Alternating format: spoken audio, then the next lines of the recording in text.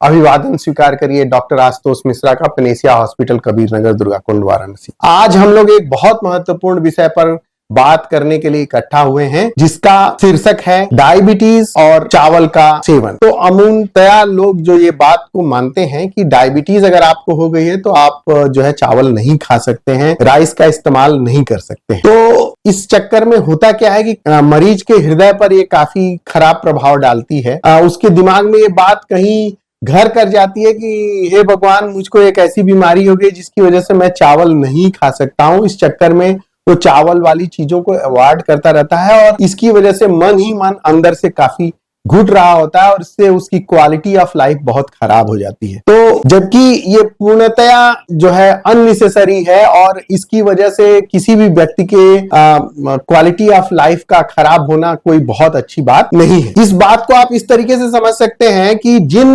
राज्यों में चावल ही केवल पैदा होता है, केवल गेहूं पाया ही नहीं जाता है, वहां भी डायबिटीज होती है और वहां भी लोग चावल खाकर ही अपने जीवन का गुजारा कर रहे होते हैं, फिर भी डायबिटीज का इलाज सक्सेसफुल तरीके से किया जा सकता है। मसलन साउथ में जहां एक चावल प्रमुख खेती है, तो वहां पर के लोग चावल खाते हैं और डायबिटीज होता है तो उसका इलाज उसके साथ ही चलता है। हाँ, चावल अगर आप खा रहे हो तो क्या करना चाहिए जिससे आपको शुगर को ज्यादा नुकसान न पहुंचे और आप चावल का आनंद भी ले पाए, ये काफी महत्वपूर्ण हो जाता है। तो चलिए दोस्तों, इस बारे में बात करते हैं। देखिए, अगर आपको चावल खाना है तो सबसे पहली बात तो यह है कि आपका जो भोजन का जो तरीका होना चाहिए वो सही होना चाहिए और इसमें बैलेंस प्लेट मॉडल के हिसाब से आपको खाना खाना। बैलेंस प्लेट मॉडल का मतलब ये है कि 9 इंच की थाली होनी चाहिए। 9 इंच की थाली मतलब अमूमन इतनी बड़ी थाली होना चाहिए और उस थाली का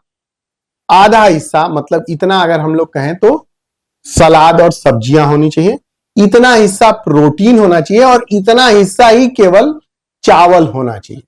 अब आइए जानते हैं कि किन किन वस्तुओं का सेवन चावल के साथ नहीं करना चाहिए।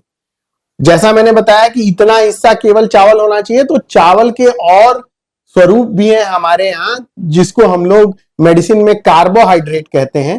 तो वो कार्बोहाइड्रेट की चीजें अगर चावल के साथ आप खा रहे हैं तो आप ज्यादा कार्बोहाइड्रेट खाएंगे और आपकी थाली का संतुलन बिगड़ जाएगा। प्रमुखता अगर हम उत्तर भारत के क्षेत्रों के बारे में बात करें तो चावल, गेहूं और आलू, ये 3 प्रमुख ऐसी चीजें हैं जो मुख्यतः कार्बोहाइड्रेट के रूप में हमारे भोजन में पाई जाती है। तो चावल, रोटी और आलू, इन तीनों चीजों का सेवन एक साथ करने से बचना चाहिए, जिसकी वजह से आपका थाली का संतुलन बिगड़ता है। और अगर आप इन तीनों का सेवन एक साथ कर ही रहे हैं तो इन तीनों को एक मुट्ठी में ही समेट लेना है, इतने में ही। तो चावल या तो खाएं, या तो रोटी खाएं, या तो आलू खाएं, ताकि आप उसका आनंद भी ले पाएं और उसका मात्रा भी कम ना हो। तो चावल जब खाएं तो रोटी और आलू आपके खाने में नहीं होना चाहिए।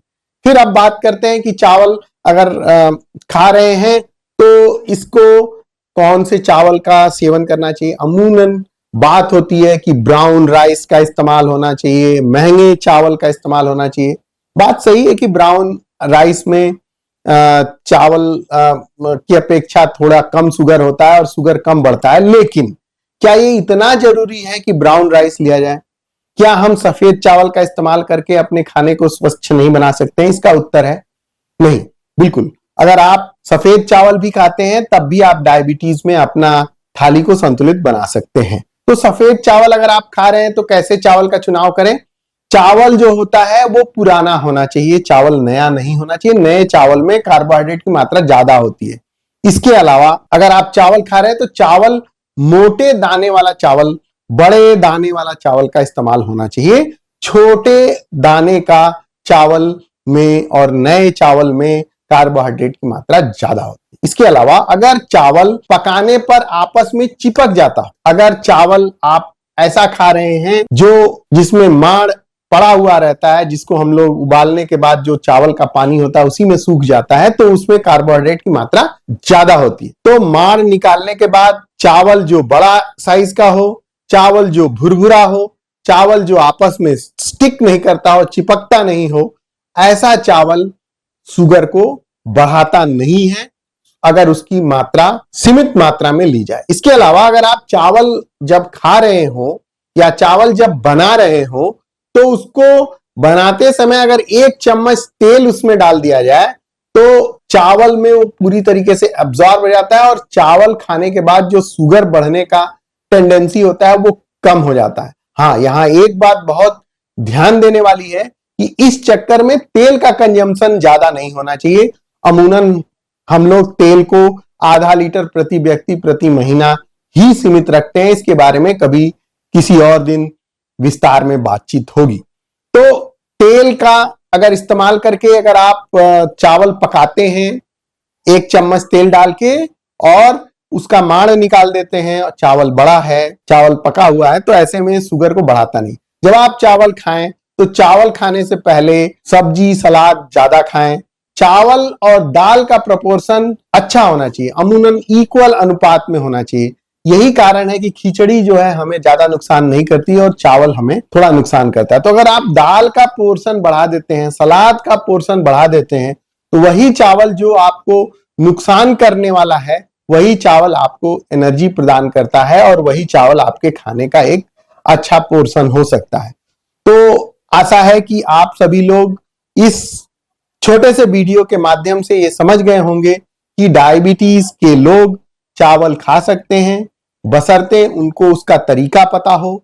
संतुलित आहार के रूप में इसको वो शामिल कर सकते हैं और डायबिटीज में चावल का आनंद ले सकते हैं। और सबसे बड़ी बात, उनका जीवन चावल नहीं खाने के कष्ट के रूप में कष्टित नहीं हो सकता है।